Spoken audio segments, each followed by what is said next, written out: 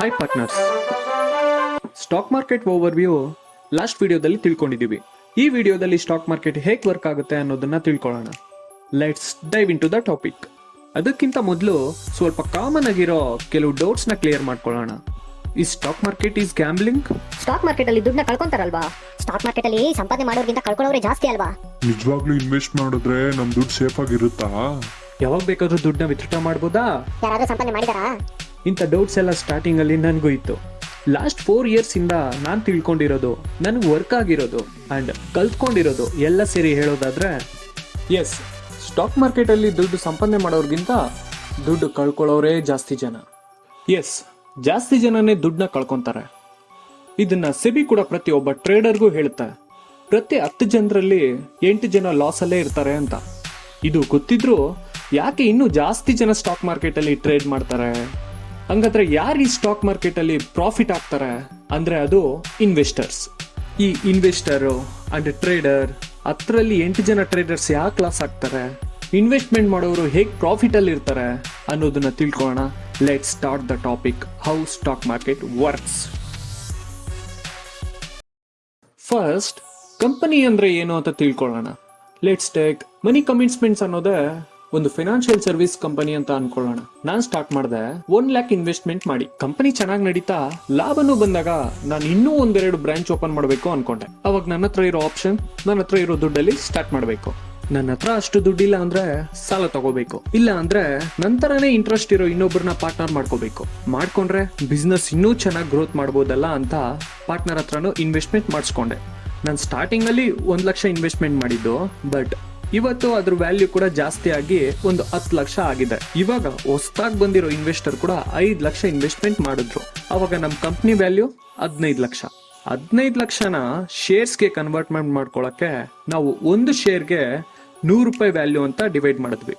15 ಲಕ್ಷನ 100 ರೂಪಾಯಿ ಡಿವೈಡ್ ಮಾಡಿದ್ರೆ 15,000 ಶೇರ್ಸ್ ಆಗುತ್ತೆ. ನನ್ಗೆ 10,000 ಶೇರ್ಸ್ ಅಂಡ್ ನನ್ನ ಪಾರ್ಟ್ನರ್ಗೆ 5,000 ಶೇರ್ಸ್ ಅಲೋಟ್ ಆಗುತ್ತೆ. ಇಲ್ಲಿ ಕ್ಯಾಪಿಟಲ್ ನ ಎಷ್ಟರಿಂದ ಡಿವೈಡ್ ಮಾಡಿದೀವಿ? 100 ರೂಪಾಯಿಯಿಂದ ಅಲ್ವಾ? ಅದನ್ನೇ ಶೇರ್ ಫೇಸ್ ವ್ಯಾಲ್ಯೂ ಅಂತಾನೂ ಕರಿಬಹುದು. ಒಂದೊಂದು ಶೇರ್ ವ್ಯಾಲ್ಯೂನು 100 ರೂಪಾಯಿ ಅಂತ ಅರ್ಥ. ಕಂಪನಿ ಇನ್ನೂ ಚೆನ್ನಾಗಿ ಗ್ರೋತ್ ಆಯ್ತು. 4 ಬ್ರಾಂಚ್ ಬ್ಯಾಂಗ್ಳೂರಲ್ಲೇ ಇದ್ವು. ಇಡೀ ಕರ್ನಾಟಕದಲ್ಲಿ ಎಲ್ಲಾ ಕಡೆ ಬ್ರಾಂಚ್ ಓಪನ್ ಮಾಡಬೇಕು ಅಂತ ಪ್ಲಾನ್ ಮಾಡ್ತೀವಿ. ಬಟ್ ಇಡೀ ಕರ್ನಾಟಕದಲ್ಲಿ ಅಂದ್ರೆ 100 ಕೋಟಿ ಇನ್ವೆಸ್ಟ್ಮೆಂಟ್ ಬೇಕಾಗತ್ತೆ. ಅಷ್ಟು ಇನ್ವೆಸ್ಟ್ಮೆಂಟ್ ಒಬ್ರು ಮಾಡೋದು ತುಂಬಾ ಕಷ್ಟ. ಅವಾಗ ನಾವು 100 ಕೋಟಿನ 1 ಕೋಟಿ ಶೇರ್ ಆಗಿ ಡಿವೈಡ್ ಮಾಡಿ ಪ್ರತಿ ಶೇರ್ನ 100 ರೂಪಾಯಿ ಲೆಕ್ಕದಲ್ಲಿ ಸೇಲ್ ಮಾಡೋಣ ಅಂತ ಫಿಕ್ಸ್ ಆದ್ವಿ.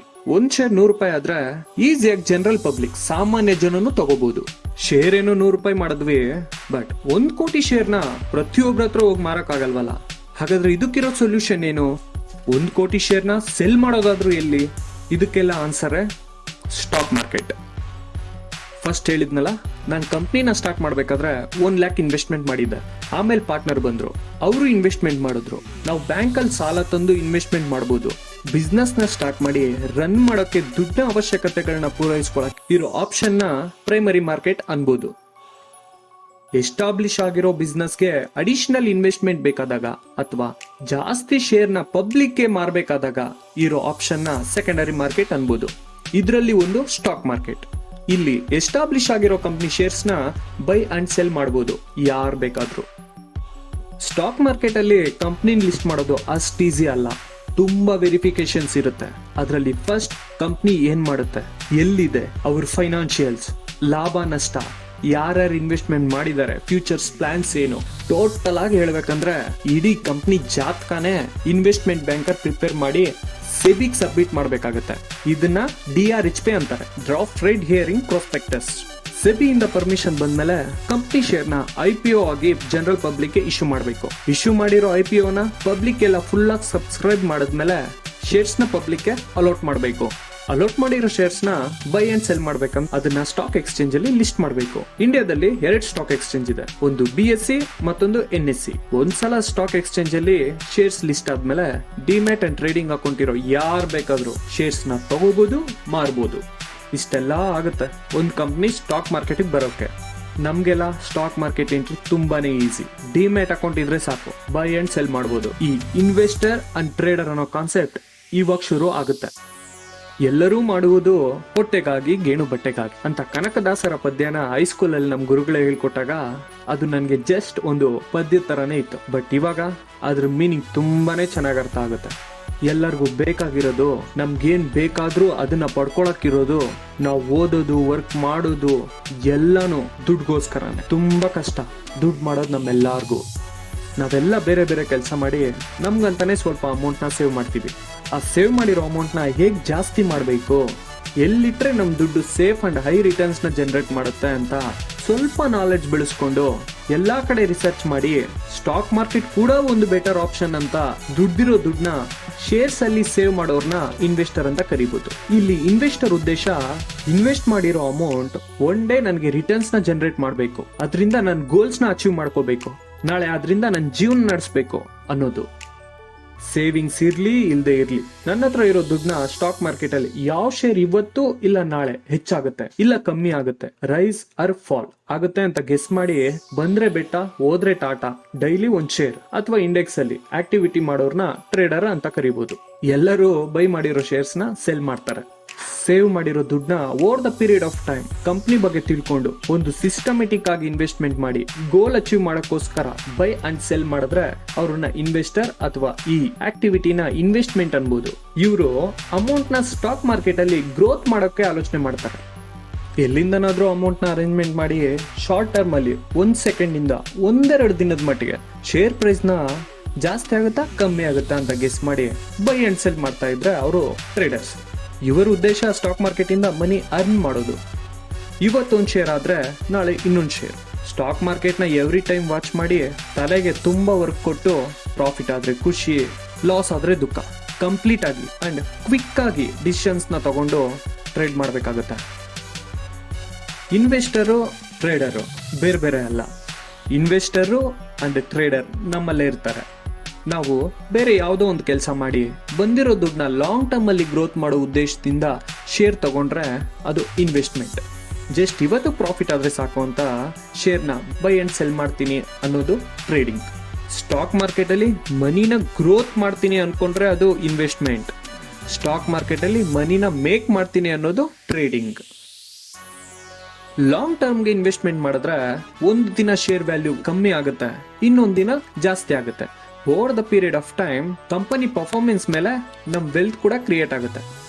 ಎಕ್ಸಾಂಪಲ್ ಹೇಳ್ಬೋದಂದ್ರೆ ITC Indian tobacco company last year 13 Jan 2023 ಇದ್ರ ಶೇರ್ ವ್ಯಾಲ್ಯೂ 328 ರೂಪಾಯಿ 75 ಪೈಸೆ. ಅದೇ ನಿನ್ನೆ 12 ಜಾನ್ 2024ಗೆ 1 ಇಯರ್ ಆಗಿದೆ. ಇವಾಗ ಇದ್ರ ವ್ಯಾಲ್ಯೂ 467 ರೂಪಾಯಿ 40 ಪೈಸಾ. ಇದು 1 ಇಯರ್ ಅಲ್ಲಿ 42% ಗ್ರೋತ್ ಆಗಿದೆ. ಇದನ್ನ 2 ಸಿನಾರಿಯೋದಲ್ಲಿ ನೋಡೋಣ. ಫಸ್ಟ್ ಸಿನಾರಿಯೋ, ಈ ಸ್ಟಾಕ್ ಅಲ್ಲಿ ಲಾಸ್ಟ್ ಇಯರ್ ಇನ್ವೆಸ್ಟ್ಮೆಂಟ್ ಮಾಡಿ ಇವಾಗ್ಲೂ ಹೋಲ್ಡ್ ಮಾಡಿದ್ರೆ 42% ಪ್ರಾಫಿಟ್ ಅಲ್ಲಿ ಇರ್ತಿದ್ರು ಅವರು, ಮಾರ್ಕೆಟ್ ಅಲ್ಲಿ ಅದನ್ನ ನೋಡದೇ ಇದ್ದಿದ್ರು ಕೂಡ. ಸೆಕೆಂಡ್ ಸಿನಾರಿಯೋ, ಈ ಸ್ಟಾಕ್ ಅಲ್ಲಿ ಡೈಲಿ ಟ್ರೇಡ್ ಮಾಡಿದ್ರೆ stock market weekly 5 days open ಇರುತ್ತೆ, ಮಂಡೇ ಟು ಫ್ರೈಡೆ. ಈ ಲೆಕ್ಕದಲ್ಲಿ ಅಟ್ಲೀಸ್ಟ್ 1 ಟ್ರೇಡ್ ಪರ್ ಡೇ ತಗೊಂಡಿದ್ರು ತಿಂಗಳಿಗೆ 20 ಟ್ರೇಡ್, ವರ್ಷಕ್ಕೆ 240 ಟ್ರೇಡ್ ಆಗ್ತಿತ್ತು. ಈ 2 ಕೇಸಲ್ಲೂ ಟ್ರೇಡ್ ಒಂದೇ. ಒಂದ್ಸರಿ ಬೈ ಮಾಡಿದ್ರೆ ಬ್ರೋಕರೇಜ್ ಟ್ಯಾಕ್ಸ್ ಕಟ್ಟಬೇಕು, ಸೆಲ್ ಮಾಡಿದ್ರು ಬ್ರೋಕರೇಜ್ ಟ್ಯಾಕ್ಸ್ ಕಟ್ಟಲೇಬೇಕು. ಒಂದ್ಸರಿ ಬೈ ಮಾಡಿ ಸೆಲ್ ಮಾಡೋಕೆ ಅಪ್ರಾಕ್ಸಿಮೇಟ್ಲಿ ಒಂದು 50 ರೂಪಾಯಿ ಆಗುತ್ತೆ. 1 ಶೇರ್ ತಗೊಂಡ್ರು 100 ಶೇರ್ ಒಂದೇ ಸಲ ತಗೊಂಡ್ರು ಬ್ರೋಕರೇಜ್ ಸೇಮ್ ಇರುತ್ತೆ. ಇನ್ವೆಸ್ಟರ್ ಇನ್ವೆಸ್ಟ್ ಮಾಡೋಕೆ ಆಗೋ ಬ್ರೋಕರೇಜ್ ಖರ್ಚು 20-25 ರೂಪಾಯಿ. ಅದೇ ಟ್ರೇಡರ್ ಪರ್ ಡೇ 1 ಟ್ರೇಡ್ ತಗೊಂಡ್ರು ಅವ್ರಿಗೆ ಆವರೇಜ್ ಆಗಿ 50 ರೂಪಾಯಿ ಖರ್ಚು. ಅದರಲ್ಲಿ 240 ದಿನ ತಗೊಂಡು ಮಾರಿರೋ ಖರ್ಚು 12,000 ರೂಪಾಯಿ. ಮಾಡಿರೋ ಎಲ್ಲ ಟ್ರೇಡ್ಸ್ ಅಲ್ಲೂ ಲಾಭ ಬಂದಿರಲ್ವಲ್ಲ, ಒಂದ್ಸಲ ಲಾಭ ಬಂದಿದ್ರೆ ಇನ್ನೊಂದ್ಸಲ ಲಾಸ್. ಆವರೇಜ್ ಆಗಿ ಅವರು ಬೈ ಅಂಡ್ ಸೆಲ್ ಮಾಡಿ ಅಟ್ ಲಾಸ್ಟ್ಗೆ ಅವ್ರಿಗೆ ಬಂದಿರೋ ಪ್ರಾಫಿಟ್ ಗಿಂತ ಕಟ್ಟೋ ಬ್ರೋಕರೇಜ್ ಚಾರ್ಜಸ್ ಜಾಸ್ತಿ ಇರುತ್ತೆ. ಅದರಲ್ಲಿ ನೆಮ್ಮದಿ ಅನ್ನೋದು ಯಾವತ್ತೋ ಹೋಗಿರುತ್ತೆ. ಇನ್ವೆಸ್ಟ್ಮೆಂಟ್ ಮಾಡ್ಬೇಕಂದ್ರೆ ನಮ್ಮ ಹತ್ರ ಇರೋ ದುಡ್ಡಲ್ಲೇ ಪ್ಲಾನ್ ಮಾಡಿ ಇನ್ವೆಸ್ಟ್ಮೆಂಟ್ ಮಾಡಬಹುದು. ಬಟ್ ಟ್ರೇಡಿಂಗ್ ಅಲ್ಲಿ ಕ್ಯಾಪಿಟಲ್ ಜಾಸ್ತಿ ಇದ್ರೇನೆ ನಮ್ಗೆ ಖರ್ಚೆಲ್ಲ ಹೋಗಿ ನಮ್ಗೆ ಏನಾದ್ರೂ ಲಾಭ ಬರುತ್ತೆ. ಹಂಗಂತ ಟ್ರೇಡಿಂಗ್ ಕಂಪ್ಲೀಟ್ ಬ್ಯಾಡ್ ಅಂತ ಅಲ್ಲ, it required more skills. Investment ಮಾಡಿ ವೆಲ್ತ್ ಕ್ರಿಯೇಟ್ ಮಾಡಿರೋರು ಬೇಜಾನ್ ಜನ ಸಿಗ್ತಾರೆ. ಬರೀ ಟ್ರೇಡಿಂಗ್ ಮಾಡಿನೇ ವೆಲ್ತ್ ಕ್ರಿಯೇಟ್ ಮಾಡಿರೋರು ತುಂಬಾ ರೇರ್ ಆಗಿರ್ತಾರೆ. Investment is more powerful for growing hour money. Risk ಕಡಿಮೆ, ನಾಲೆಡ್ಜ್ ಇಂದ ಇನ್ವೆಸ್ಟ್ಮೆಂಟ್ ಮಾಡಿದ್ರೆ ಒಂದಲ್ಲ ಒಂದಿನ ಸಕ್ಸಸ್ ಆಗ್ತೀವಿ. ಪಾರ್ಟ್ನರ್ಸ್, ಗೊತ್ತಾಯ್ತಲ್ವಾ ಕಂಪನಿ ಸ್ಟಾಕ್ ಮಾರ್ಕೆಟ್ಗೆ ಹೇಗ್ ಬರುತ್ತೆ, ಮಾರ್ಕೆಟ್ ಅಲ್ಲಿ ಇನ್ವೆಸ್ಟರ್ ಅಂಡ್ ಟ್ರೇಡರ್ಸ್ ಯಾರು ಅಂತ. ನೆಕ್ಸ್ಟ್ ವಿಡಿಯೋನಲ್ಲಿ ಸ್ಟಾಕ್ ನ ಹೇಗೆ ಬೈ ಅಂಡ್ ಸೆಲ್ ಮಾಡಬೇಕು ಅಂತ ತಿಳಿಸ್ತೀನಿ. ಸ್ಟಾಕ್ ಮಾರ್ಕೆಟ್ ಅಲ್ಲಿ ಇನ್ವೆಸ್ಟ್ ಮಾಡೋಕೆ ನಮಗೆ ಕಂಪಲ್ಸರಿ ಡಿಮ್ಯಾಟ್ ಅಕೌಂಟ್ ಬೇಕಾಗುತ್ತೆ. ಅಪ್ಸ್ಟಾಕ್ ಡಿಮ್ಯಾಟ್ ಅಕೌಂಟ್ ಓಪನ್ ಮಾಡೋ ಲಿಂಕ್ ಡಿಸ್ಕ್ರಿಪ್ಷನ್ ನಲ್ಲಿ ಇದೆ. ಡಿಮ್ಯಾಟ್ ಅಕೌಂಟ್ ಇಲ್ಲ ಅಂದ್ರೆ ಲಿಂಕ್ ಮೇಲೆ ಕ್ಲಿಕ್ ಮಾಡಿ ಓಪನ್ ಮಾಡ್ಕೊಳ್ಳಿ. Account opening free. ಇನ್ವೆಸ್ಟ್ಮೆಂಟ್ ಮಾಡೋಕೆ ಯಾವ್ಯಾವ ಪ್ಲೇಸಸ್ ಇದೆ ಅಂತೆಲ್ಲ ಲಾಸ್ಟ್ ವಿಡಿಯೋನಲ್ಲಿ ಎಕ್ಸ್ಪ್ಲೇನ್ ಮಾಡಿದ್ದೀನಿ. Please watch it out. Thank you for watching money commitments. Subscribe for more videos related personal financial planning. ಜೈ ಹಿಂದ್, ಜೈ ಕರ್ನಾಟಕ.